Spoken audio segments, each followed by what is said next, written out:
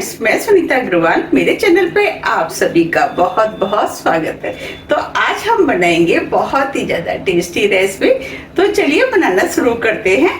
आज मैं आपको बहुत आसान तरीके से खुशबूदार टेस्टी वेजिटेबल पुलाव बनाना बताती हूँ, कैसे बनाया जाता है। और पुलाव तो सभी को वैसे भी बहुत ही ज्यादा पसंद भी होता है। आप इस पुलाव को कभी भी बना करके खा सकते हैं और आप चाहें तो बच्चों के लंच बॉक्स में भी इसे बना करके रख सकते हैं और बच्चों को भी ये पुलाव बहुत ही ज्यादा पसंद भी आएगा।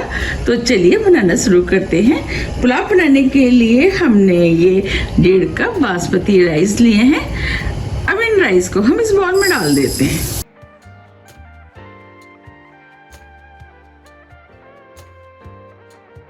अब इसमें पानी डाल देते हैं।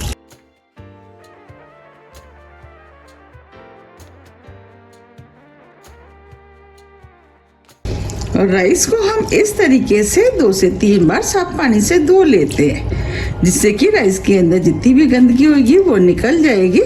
आप देख पा रहे हैं ये पानी गंदा हो गया है, इसे हम फेंक देते हैं। ये हमने चावलों को 3 बार साफ पानी से धो लिया है। अब इसमें हम पानी डाल देते हैं।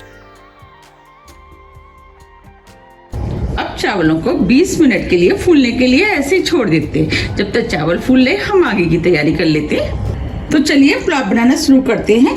पुलाव बनाने के लिए 2 टेबल स्पून देसी घी हम इस कढ़ाई में डाल देते हैं।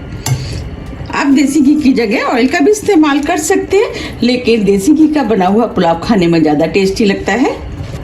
अब घी को हम गरम होने देते हैं। घी गरम हो गया है, इसके अंदर हम कुछ खड़े मसाले डालेंगे।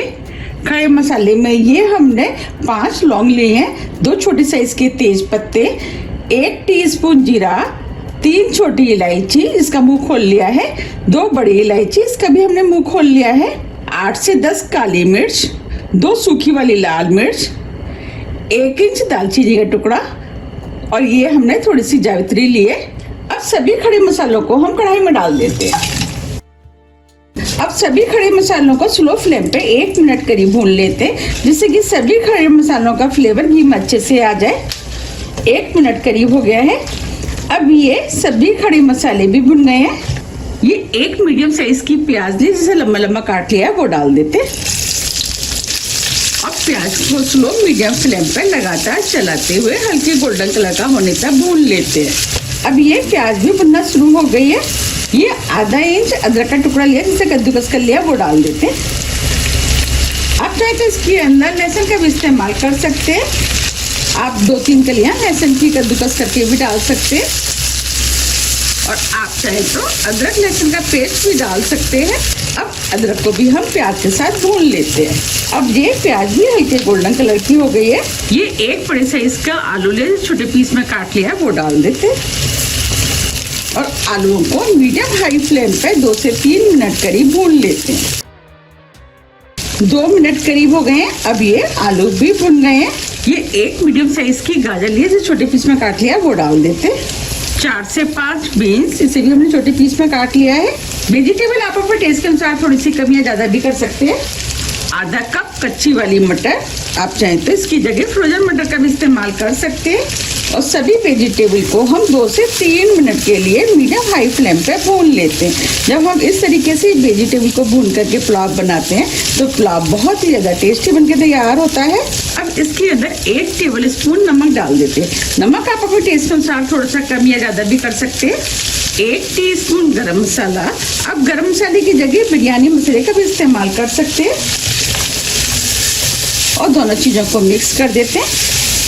3 मिनट करीब हो गए। अब ये सभी वेजिटेबल हल्की सी सॉफ्ट हो गई हैं। हमने 1.5 कप चावल लिए थे, तो अब हम इसके अंदर 3 कप पानी डाल देते हैं।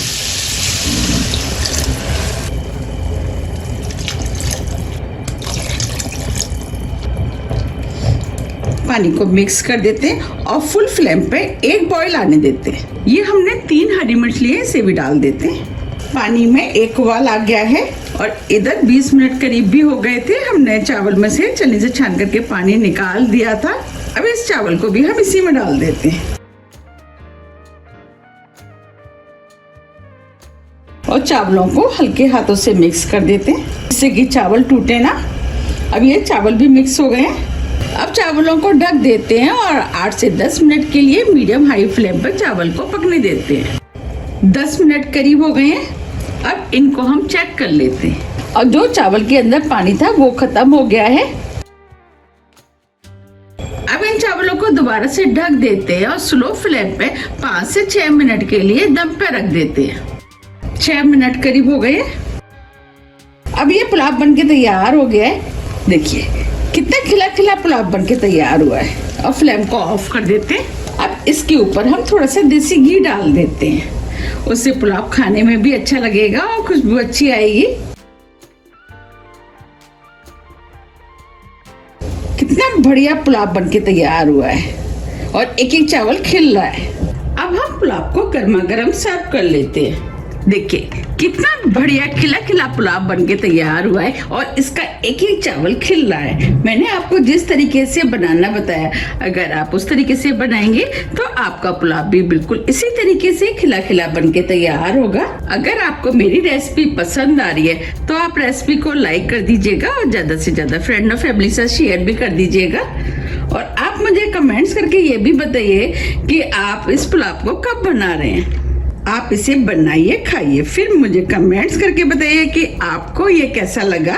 इस पुलाव के अंदर से बहुत अच्छी खुशबू आ रही है। मेरा तो अभी खाने का मन कर रहा है। आपको ये कैसा लग रहा है आप मुझे कमेंट्स बॉक्स में लिख के जरूर बताइएगा।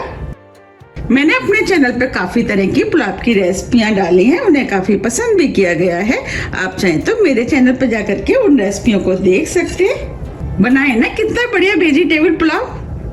और इस समय मार्केट में वेजिटेबल आ भी बहुत रही हैं। किस किस को मेरी ये पुलाव की रेसिपी पसंद आ रही है आप मुझे कमेंट्स बॉक्स में लिख के जरूर बताइएगा। अब इसके ऊपर मैं थोड़ा सा हरा धनिया और डाल देती हूँ, जिससे ये देखने में और भी ज्यादा सुंदर लगेगा। अब मैं इस पुलाव को आपको पास से भी दिखा देती हूँ। देखिए कितना बढ़िया पुलाव बनके तैयार हुआ है। देखते ही हो रहा है ना खाने का मन। अगर आपको मेरी वेजिटेबल पुलाव की रेसिपी थोड़ी भी पसंद आती है तो रेसिपी को लाइक कीजिए, चैनल को सब्सक्राइब कीजिए और ज्यादा से ज्यादा शेयर कीजिए। अब हम फिर मिलते हैं इसी तरह की टेस्टी रेसिपी के साथ। जब तक के लिए नमस्कार।